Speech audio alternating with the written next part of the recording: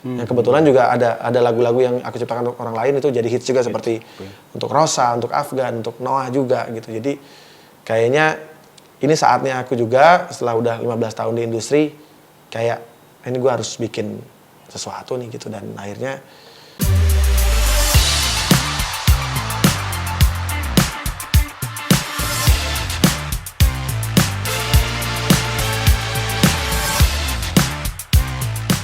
Oke, sahabat Bintang, kita ketemu lagi dalam segmen Bintang Update. Kali ini kita ada tamu, Rian The Massive. Kita mau tanya-tanya soal kesibukan sekarang saat ini, ya kegiatannya apa aja, terus sama kegiatan sehari-hari sama kegiatan bandnya juga apa-apa. Jadi kita langsung tanya-tanya sama Rian aja ya. siap. Mas Gimana Rizal. Rian, kabar? Sehat? Baik, Mas. Apa kabar? Dengar sekarang katanya udah jadi produser. Ya, Saya tahu Rian memang punya passion musik yang tinggi ya. Yang ngeband kita semua udah tahu lah. Terus kolektor piringan hitam sampai ribuan jumlahnya, koleksi kaos juga. ya. Yang berhubungan sama band-band musik, dan sekarang juga jadi produser. Sebenarnya apa sih yang melatar belakangi Rian kemudian turun jadi produser? Ya, sebenarnya itu adalah siklus 1 dekade biasanya. Biasanya kalau musisi itu kalau udah di atas 10 tahun berkarir di industri, biasanya udah mulai ngurusin mikirin orang lain. Jadi kalau biasanya 10 tahun pertama tuh pasti dia fokus di band, fokus di musiknya dia sendiri, tapi ketika 10 tahun ke atas biasanya akan ada fase di mana si musisi udah mulai mikirin regenerasi, mikirin menemukan bakat-bakat baru, musisi-musisi baru. Dan alhamdulillah selama hampir mungkin dari 2007 berarti ya sampai sekarang 2022 itu berarti kan sudah 15 tahun ya, kalau nggak salah. Berapa tahun ya? 15 tahun ya? 2002 udah hampir 20 tahun. Sorry. Enggak, kalau 2007 berarti... Oh 2007 ya? Ya. Sampai ke 2022, berarti kan 15 tahun. 15 tahun di industri, alhamdulillah ya The Massive sudah mungkin sudah banyak hal yang sudah kita raih juga, tapi mimpi kita sih masih banyak ya. The Massive tuh masih punya mimpi yang lebih jauh lagi sebenarnya, tapi di Indonesia kita kayak sudah ya manggung dari ujung ke ujung, dari Sabang sampai Merauke, bikin lagu-lagu yang hits, manggung ditonton puluhan ribu orang, bahkan sampai sekarang pun kita masih terus manggung. Tapi ketika ketika sudah mencapai itu semua, aku pengen juga bisa menemukan lagi musisi-musisi yang bisa melanjutkan semangatku juga gitu. Akhirnya kepikiranlah membuat label musik untuk penyanyi-penyanyi baru, terus juga mengasah kemampuanku juga untuk melatih rasaku untuk ini bisa jadi sesuatu nih anak ini, atau ini lagunya bagus gitu. Karena selama ini kan aku membuat lagu-lagu The Massive dan juga membuat lagu-lagu untuk orang lain juga. Yang kebetulan juga ada lagu-lagu yang aku ciptakan untuk orang lain itu jadi hits juga seperti untuk Rosa, untuk Afgan, untuk Noah juga gitu. Jadi kayaknya ini saatnya aku juga setelah udah 15 tahun di industri kayak ini gue harus bikin sesuatu nih gitu, dan akhirnya terjadilah membuat sebuah label namanya Semesta Musik. Semesta Musik, oke. Entah kenapa suka banget sama kata-kata semesta sih, karena buat aku hidup itu harus bisa bermanfaat untuk semesta kan, tidak hanya untuk diri sendiri kan. Makanya akhirnya memilih nama itu, dan sekarang ini sudah ada 3 artis yang dikontrak gitu. Yang pasti karena kan aku musisi juga ya. Jadi aku pengen ketika mengkontrak musisi itu benar-benar fleksibel, benar-benar gimana caranya win-win solution. Jadi apa yang dia pengen kita coba fasilitasin. Bahkan beberapa artis itu kayak video klip itu mereka yang benar-benar konsepnya mereka yang pikirin, bahkan sampai ada yang ngedirect sendiri gitu. Jadi kayak aku sendiri tidak mau terlalu mengatur secara kreatif. Oke. Jadi aku hanya kayak menangkap mereka, terus aku punya feeling mereka bagus dan lagu-lagunya mau bagus. Lu pengen gimana? Gitu. Memfasilitasi lah gitu. Ya. Bisa dibilang gitu. Betul. Dan yang mungkin tadi Mas Vincent sempat melihat juga salah satu video klip artisnya Semesta itu namanya Weda Maf. Itu benar-benar itu ide cerita dia sendiri semua. Gitu. Ada juga Anastasia Arya juga itu musik semua dia yang produce, yang aransemen dia juga. Nah, aku di sini sebenarnya lebih ke bukan hanya sebagai produser tapi juga eksekutif produser. Jadi yang membiayai rekamannya mereka gitu. Oh, oke. Gitu. 3 artis ini ditemuin di mana aja? Oh ya, satu lagi ada Ryan Pono. Nah, Ryan Pono ini sebenarnya bukan nama baru ya. Iya. Dia dulu pernah di Pasto, terus dia juga menjadi vocal director di ajang pencarian bakat seperti Idol, X Factor dan lain-lain. Terus aku lihat kan kebetulan kita udah berteman lama gitu, pas aku lihat tuh kayak dia tuh aku belum menemukan sisi liarnya dia selama ini gitu. Kayak masih selama ini masih diatur sama label yang sebelumnya. Nah, aku pengen di sini dia terserah dia. Lu mau gimana? Lu mau bikin musik yang kayak gimana? Mau bikin musik yang paling susah nggak apa-apa gitu maksudnya. Terserah lu aja. Kan dia suka R&B, lu bikin yang R&B banget aja sekalian. Yang bikin lu happy aja. Bikin musik yang bikin lu happy. Akhirnya terjadilah kerjasama. Malah kita bikin satu album. Kita bikin satu album. Dan ada kemarin baru bikin video klip. Judulnya singlenya Cinta dari Timur. Cinta dari Timur. Karena kan dia kan dari timur ya, orang Ambon sama NTT kan. Jadi itu juga kemarin dia sempat genjreng terus ini bagus rekam. Karena ya itu aku lihat dia punya potensi untuk menjadi penyanyi yang besar juga karena karyanya dia sendiri gitu. Jadi memang kebetulan dia banyak menciptakan lagu juga dan hampir satu album dia yang ciptain di albumnya dia nanti gitu. Ryan Pono. Jadi aku pengen Ryan Pono ini bisa lepas dari bayang-bayang si grup yang lama. Jadi Ryan Pono harus berdiri sendiri gitu. Kayaknya gitu sih. Jadi karakter aslinya yang dimunculkan. Iya, pengen mengeluarkan sisi R&B-nya dia kan sebenarnya R&B banget gitu. Jadi ya alhamdulillah kemarin rekamannya lancar, satu album 10 lagu. Ada Recycle juga satu lagunya Utali Kumahua.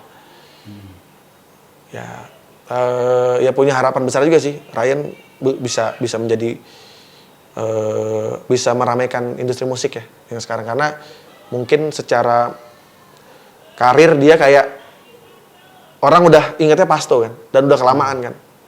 Jadi kita pengen dia kayak lahir kembali dengan musiknya dia yang lebih dia lah gitu.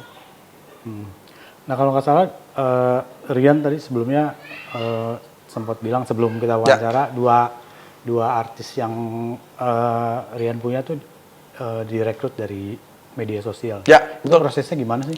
Nah, kan memang aku tuh memang aktif di sosial media, di Instagram, di TikTok. Di TikTok jarang-jarang sih, tapi kadang suka kalau ngeliat untuk scroll untuk kepo-kepo sering. Tapi kalau upload di TikTok mungkin jarang-jarang tuh. Aku lebih sering di Instagram sama Twitter sih. Tapi TikTok itu juga bisa menjadi barometer mencari sesuatu yang bagus tuh juga banyak di sana gitu. Entah itu penyanyi atau apapun ya. Musisi itu banyak banget gitu. Dan aku banyak menemukan juga akhirnya ketemulah kalau yang TikTok tuh Weda Maf ini anak bisa dibilang ABG tapi engagement-nya di TikTok bagus banget. Terus ternyata di Instagram pun walaupun followersnya mungkin tidak banyak banget, tapi likes-nya itu bisa sampai 50% dari followersnya. Tinggi tuh. Tinggi, jadi engagement bagus banget gitu. Makanya aku lihat wah ini anaknya bisa jadi sesuatu nih, dan look-nya juga kan keren kan, anaknya juga keren. Gayanya keren, terus dia udah mikirin fashion-nya tuh diperhatiin banget gitu.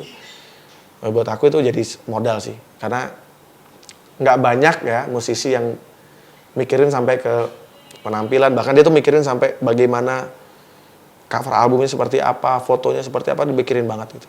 Detail berarti. Detail banget. Nah, yang satu lagi?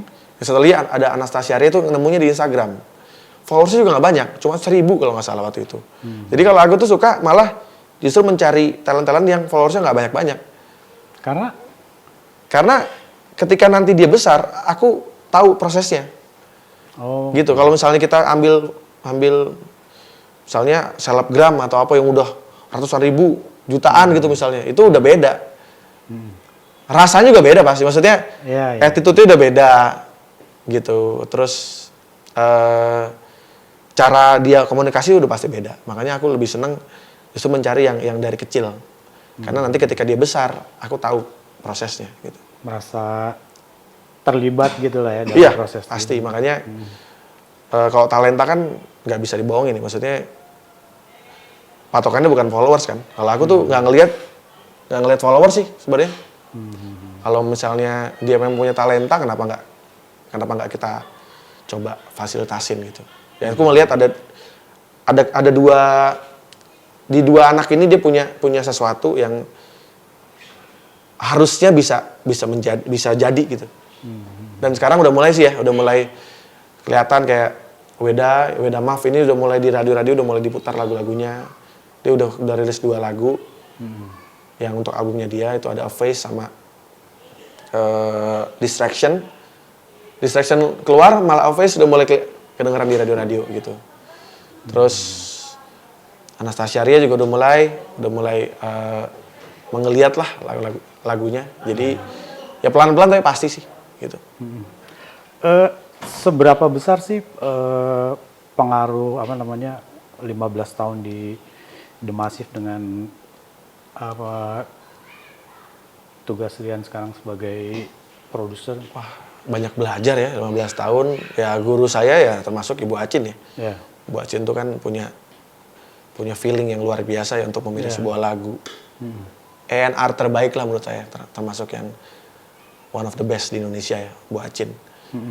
Itu juga guru saya juga, Ibu Acin. Terus perjalanan selama 15 tahun bertemu dengan banyak orang, ternyata dalam industri ini tuh yang terpenting adalah networking ya. Maksudnya ternyata hubungan baik dengan banyak orang tuh penting sekali gitu.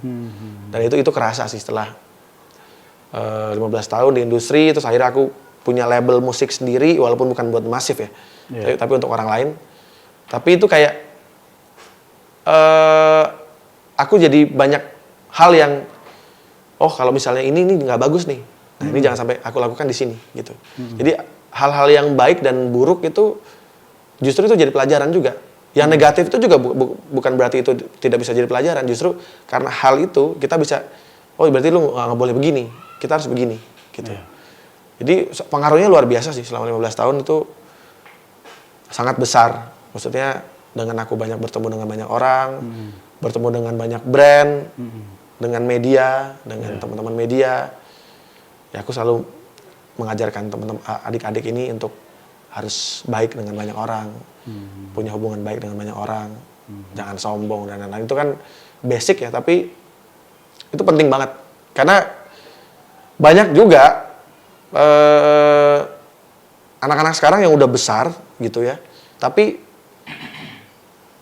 kurang nice gitu sama orang. Itu aku banyak bertemu juga sih gitu. Jadi aku mencoba untuk mengajarkan, ya sharing lah, bukan mengajarkan, sharing bahwa kalau lu mau awet di industri ya lu harus attitude harus dijaga, latihan, konsisten, ya gitu-gitu. Nggak ada yang ribet sih sebenarnya, nggak ada yang rumit lah yang aku share.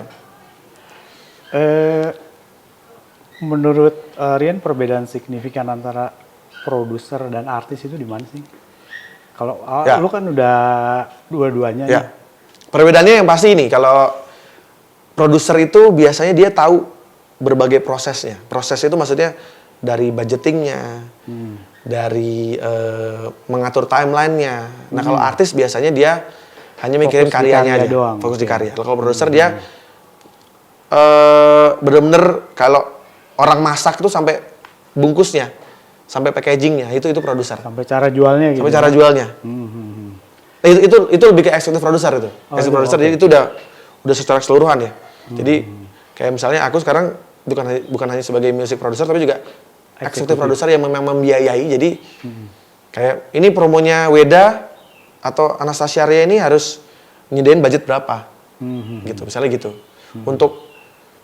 Untuk video klip budgetnya berapa? Nah, itu kan itu nggak apa istilahnya yang nggak dijalankan sama artis. Artis kan hanya bikin musik aja. Tapi sekarang ini justru ada juga yang 360 karena kan independen. Nah, di era The Massive sama era artis sekarang beda karena kebanyakan sekarang musisi-musisi yang besar sekarang justru yang independen. Yang 360 yang benar-benar mikirin promonya sendiri, produksi dia sendiri. Terus jualan dia sendiri. Begitu sekarang. Nah, tugasnya label apa? Kita nggak bisa kayak dulu. Kita nggak bisa terlalu apa ya, kasarnya itu dulu bahasa diktator lah gitu. Mengatur banget tuh nggak bisa sekarang. Kita harus, cara anak sekarang juga beda. Memahami anak sekarang tuh beda loh. Jadi kita tuh harus mendengarkan juga apa yang mereka pengen. Ya. Itu aku rasain banget sih. Jadi kayak aku nggak pernah mencoba memaksakan apa yang aku pengen doang. Tapi aku coba memberi masukan, tapi bukan harus. Tetap yang menentukan adalah si artis tersebut. Karena yang tahu dia mau kemana adalah si artis tersebut. Gitu.